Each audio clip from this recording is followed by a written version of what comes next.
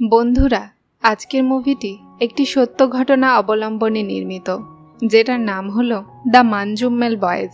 এটা 2024 সালে মুক্তিপ্রাপ্ত একটি মালায়ালাম মুভি, আর IMDb-তে এর রেটিং পয়েন্ট 8.6। কাহিনীর শুরু 2006 সাল থেকে হয়, আর আমরা কেরালার একটি গ্রাম মানজুমালে কিছু ছেলেদেরকে দেখতে পাই, যারা নিজেদেরকে মানজুম্মেল বয়েজ বলে ডাকে। এরা ছিল খেলোয়াড়, আর এরা এদের খেলার প্র্যাকটিস করত। এদের স্বপ্ন ছিল যে গ্রীষ্মের ছুটিতে গোয়াতে ঘুরতে যাবে, কিন্তু অর্থ সংকটের কারণে এদেরকে এদের ট্রিপ ক্যান্সেল করতে হয়। তারপর এদেরই একজন বন্ধু বলে যে আমরা কোড়েকানেল যেতে পারি, যা পাশের রাজ্য তামিলনাড়ুতে অবস্থিত, যার জন্য সব বন্ধু মিলে কোড়েকানেলের ট্রিপটি ফাইনাল করে। তারপর সুধীর তার বন্ধু প্রসাদকে ফোন করে গাড়ি বুক করে, আর পরের দিন সব বন্ধু মিলে ঘোরার উদ্দেশ্যে বেরিয়ে পড়ে। তারা সারা রাত জার্নি করে শেষমেশ কোড়েকানেল পৌঁছায়, যেখানকার মৌসুম খুবই প্লিসেন্ট ছিল। এখন সব বন্ধুরা মিলে এখানে অনেক এনজয় করে। তখনই সুধীর বলে যে এখানে খুবই সুন্দর ভয়ানক একটি গুহা আছে, যেখানে একটি সিনেমার গানের শুটিং হয়েছিল।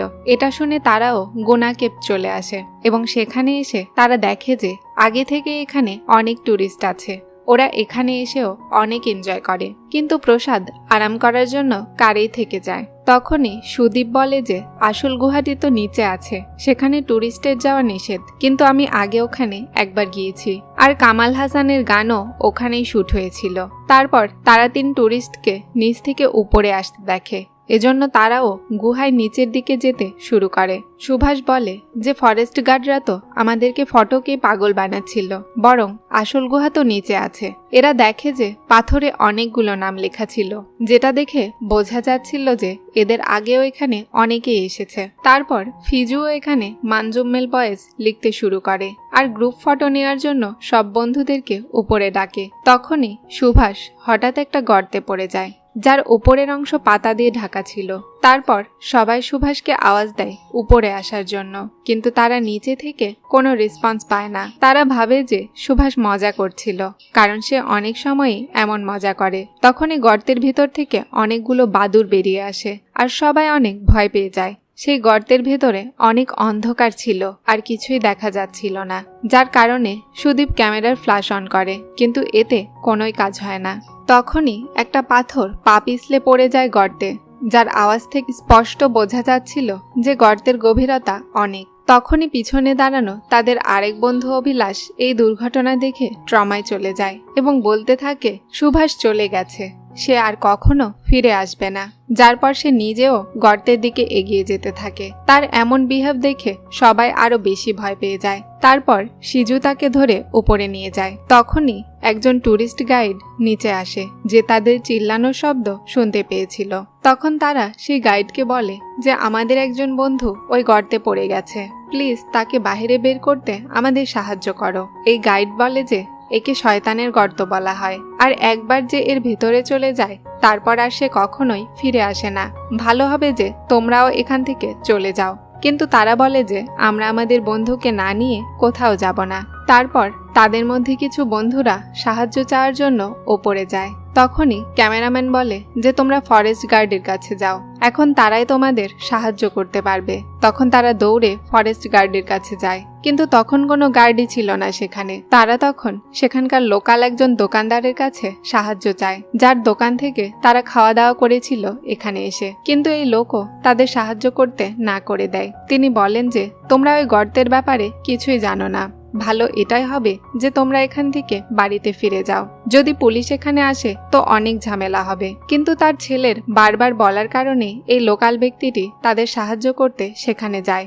অপরদিকে পুলিশ আর প্রসাদ সাহায্যের জন্য পুলিশ স্টেশনে যায়। তারপর সেই লোকাল ব্যক্তিটি নিচে গিয়ে সবার হাতে একটা করে লেবু দেয়, আর বলে যে এই জায়গা তেমন নয় যেমন তোমরা ভাবছো। তখনই হঠাৎ করে সেখানে অন্ধকার নেমে আসে, আর মুষলধারে বৃষ্টিপাত শুরু হয়, যার কারণে গুহাতে পানি ভরতে শুরু করে। অন্যদিকে প্রসাদ আর বাকি বন্ধুরা পুলিশ স্টেশনে পৌঁছায়, আর বলে যে আমাদের একটা বন্ধু গোনা কেভে পড়ে গেছে। এটা শুনতেই পুলিশ তাদেরকে বকতে শুরু করে, আর বলে যে ওই এরিয়াতে ট্যুরিস্ট যাওয়া নিষেধ। তোমরা সেখানে কেন গেলে? তোমার বন্ধু যেই গর্তে পড়েছে সেটা কোনো সাধারণ গর্ত নয়। দেশ স্বাধীনের আগে এই গর্তের নাম ডেভিলস কিচেন ছিল, অর্থাৎ শয়তানের রান্নাঘর, যা ইংরেজরা রেখেছিল। কিন্তু কামাল হাসানের ফিল্ম গুনা যখন এখানে শুট করা হয় তখন এর নাম রাখা হয় গুনা কেভ। গভর্নমেন্ট রেকর্ড অনুযায়ী 13 জন এখন পর্যন্ত এই গর্তে পড়েছে। আর একবার যে এই গর্তে পড়েছে সে আর কখনোই ফিরে আসেনি, এমনকি তাদের লাশও পাওয়া যায়নি। মানুষ বলে যে এই গর্ত আনুমানিক 900 ফিট গভীর। এমনকি কেউ কেউ বলে যে এই গর্ত যদি ঠিকমতো মাপা হয় তাহলে কোরাকানেল পাহাড়ের মতোই গভীরতা হবে। এটা এমন একটা অন্ধকার গর্ত যার ভিতরে না আলো প্রবেশ করে আর না বাতাস। এই গর্তে শেষবার যে পড়ে গিয়েছিল সে ছিল 10 বছরের একটা বাচ্চা। সে সেন্ট্রাল মিনিস্টারের ভাতিজা ছিল। তাকে খোঁজার জন্য পুরো শহরের ফোর্স এখানে জমা হয়েছিল। আর এমনকি সেন্ট্রাল মিনিস্টার যদি কেউ ছোট হাড়ের টুকরাও আনে তাকে 15 লক্ষ টাকা পুরস্কার দিতে চেয়েছিল যেন তার অন্ত্যেষ্টিক্রিয়া করা যায়। কিন্তু কেউ সেই বাচ্চার একটা নখও খুঁজে পায়নি। অন্যদিকে দেখায় যে বৃষ্টির পানি সরাসরি গর্তে ঢুকছে, যেটাকে আটকানোর জন্য তারা কাঠ এবং অন্যান্য ছোট জিনিসের ব্যবহার করে। কিন্তু তখনই ফরেস্ট গার্ড এসে সবাইকে এখান থেকে যাওয়ার জন্য বলে। এরা পানি আটকানোর জন্য গর্তের চারপাশে শুয়ে পড়ে যেন পুলিশ আসা পর্যন্ত সুভাষকে বাঁচিয়ে রাখতে পারে। পুলিশও খুব স্ট্রেসে ছিল, কারণ ততক্ষণে সাংবাদিকরাও খবরটা পেয়ে গেছে। এজন্য তারা একজন পুলিশকে এই 4 বন্ধুর সাথে গুনা কেবে পাঠায়। কিন্তু এই পুলিশ বিপদে তাদের সুযোগ নেয়। সে কারকে মদের একটি দোকানে দাঁড়াতে বলে এবং তার জন্য মদ আর সিগারেট আনতে বলে। তারপর এই পুলিশ কারের ভিতরে মদ খেতে শুরু করে। কিছু সময় পর তারা গুনা কেভ পৌঁছায়, যেখানে সব বন্ধুরা মিলে পানিকে আটকানোর প্রাণপণ চেষ্টা করছিল। পুলিশ তখন সুভাষকে আওয়াজ দেয়, কিন্তু ভিতর থেকে কোনো সাড়া না পাওয়ায় সে বলে যে সুভাষের বেঁচে থাকার আর কোনো চান্স নেই। এটা একটা মার্ডার কেস, তোমরা সবাই আমার সাথে চলো বলে প্রসাদকে গাড়ি বের করতে বলে। কিন্তু প্রসাদ কার বের করতে মানা করে দেয়, যার কারণে তাকে পুলিশ একটা চড় দেয়। তখনই লোকাল ব্যক্তিটি বলে যে এরা ঘোরার জন্য আমাদের গ্রামে এসেছে, এজন্য তাদের সাহায্য করা আমাদের দায়িত্ব। তারপর কিছু সময় পরে বৃষ্টিও বন্ধ হয়ে যায়, কিন্তু এখন পর্যন্ত সুভাষের কোনো খোঁজ ছিল না। তখনই তাদের মধ্যে একজন সুভাষের ডাক শুনতে পায় আর সবাই কনফার্ম করে যে সুভাষ এখনো বেঁচে আছে। ওখানেই সুভাষকে দেখায় তার পুরো শরীর রক্ত আর কাদায় লেপ, নিচে পড়ার কারণে তার সমস্ত কাপড়ও ছিঁড়ে গেছে, কিন্তু সে একটা পাথরের কারণে মাঝখানে আটকে ছিল। এখন কিছুক্ষণ পর রেস্কিউ টিমও এখানে পৌঁছে যায়। তারা আনুমানিক 120 ফিট নিচে সুভাষ আছে বলে মনে করে, যার কারণে তারা একটা দড়ি লাগিয়ে দেয় আর সুভাষকে বলে তুমি এটা ধরে উপরে চলে আসো, আমরা তোমাকে ধরে নিব। কিন্তু সুভাষের এমন পরিস্থিতি ছিল না যে সে দড়িকে ধরে উঠতে পারবে। এখন অনেক চেষ্টার পরেও রেস্কিউ টিম তাকে উদ্ধার করতে পারছিল না। একজন অফিসার একজন কনস্টেবলকে নিচে নামতে বলে, কিন্তু কেউই এই গুহাতে নামতে রাজি না, কারণ প্রাণের মায়া সবারই আছে। তাদের ভয় ছিল যদি কেউ ভিতরে যায় তাহলে জীবন্ত বের হতে পারবে না। তখনই কুট্টান বলে যে আমি গর্তে নামার জন্য প্রস্তুত। সবাই তাকে বোঝায় যে সেখানে যাওয়া বিপজ্জনক। কুট্টান বলে যদি তাকে না যেতে দেওয়া হয় তাহলে সে নিজেই লাফিয়ে গুহায় তার জীবন দিবে। এখন ধীরে ধীরে কুট্টানকে কেভে নামানো হয় আর সে 120 ফিট নিচে যাওয়ার পরে দড়ি শেষ হয়ে যায়। কিন্তু সুভাষকে এখনো সে দেখতে পায় না। পুলিশ তাকে বলে উপরে চলে আসতে, কারণ নিচে অক্সিজেন থাকবে না। তখন কুট্টান বলে সে সুভাষের শব্দ শুনতে পাচ্ছে, এজন্য আমাকে নিচে যেতেই হবে আরো। যদি তোমরা আমাকে উপরে টানো তাহলে আমি আমার কোমরের রশিকে খুলে দিব আর মারা যাব। এজন্য পুলিশ তার কথায় রাজি হয়ে যায় আর তার দড়িকে আরো নিচে নামাতে থাকে। তখন গ্রামবাসীরা উপরে থাকা বন্ধুদেরকে সান্ত্বনা দিতে থাকে। কুট্টান যখন নিচে নামতে থাকে সে সুভাষকে দেখতে পায় যে অনেক জখম অবস্থায় পাথরের ওপরে পড়েছিল আর তার পুরো শরীর কাদা আর রক্তে মেখে ছিল, কিন্তু সে তার হাত পাকে নড়াতে পারছিল না। তখন কুট্টান তাকে রশিতে বেঁধে নেয়। তখন উপরে থেকে রশিকে টানা হয় তাদেরকে উপরে তোলার জন্য। তখনই এক পুলিশ দড়ি পিছলে গুহায় পড়তে পড়তে বেঁচে যায়, যার পরে বন্ধুরাও রেস্কিউ টিমের সাথে দড়ি টানতে সাহায্য করে তাদেরকে উপরে তোলার জন্য। কুট্টানের সুভাষকে সামলানো খুব মুশকিল ছিল, কিন্তু তারপরও সে হার মানে না। তারা যখন উপরে আসে বন্ধুরা সুভাষকে জীবন্ত দেখে খুবই ইমোশনাল হয়ে যায়, কিন্তু সুভাষের অবস্থা খুবই খারাপ ছিল। তার শরীর ঠান্ডায় কাঁপছিল।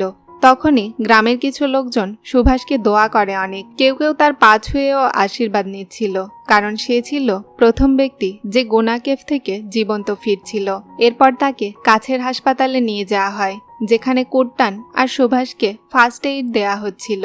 কিন্তু ডক্টর বলে সুভাষকে বড় কোনো হাসপাতালে ভর্তি করাতে, কারণ গ্রামের হাসপাতালে উন্নত চিকিৎসা নেই। এজন্য তারা তাদের হোম টাউনে সুভাষের চিকিৎসা করায়, কিন্তু তারা এই ব্যাপারে বাড়ির কাউকেই কিছু বলে না। তারা সুভাষের পরিবারকে বলে যে সে একটা ঝর্ণা থেকে নিচে পড়ে গিয়েছিল, যার কারণে সে এত জখম হয়েছে। তারা তাদের সবার আগের জীবনেই ফিরে গেছে, কিন্তু সুভাষ এখনো গুহায় পড়ে যাওয়ার স্বপ্ন দেখে আর সে ভালোভাবে ঘুমাতে পারে না। কিন্তু ধীরে ধীরে সেও ঠিক হচ্ছিল। অন্যদিকে কুট্টানের সাহসিকতা, প্রশংসা সব জায়গায় ছড়িয়ে পড়ে। যখন এই কথা সুভাষের মা জানতে পারে, তখন তিনি খুবই ইমোশনাল হয়ে পড়েন। এই ঘটনার 2 বছর পরে কুট্টান তার সাহসিকতার জন্য পুরস্কার পায়। সাথে দ্য মানজুম্মেল বয়েজ শিরোনাম দিয়ে পত্রিকায় তাদের ঘটনার আর্টিকেলও প্রকাশিত হয়। আর এর সাথে মুভিটি এখানে শেষ হয়। এটাই ছিল দ্য মানজুম্মেল বয়েজ মুভির কাহিনী। বন্ধুরা, আশা করি গল্পটি আপনাদের ভালো লাগবে। আর ভালো লাগলে একটা লাইক, কমেন্ট, শেয়ার করতে অবশ্যই ভুলবেন না। আর প্লিজ সাবস্ক্রাইব করে দিবেন।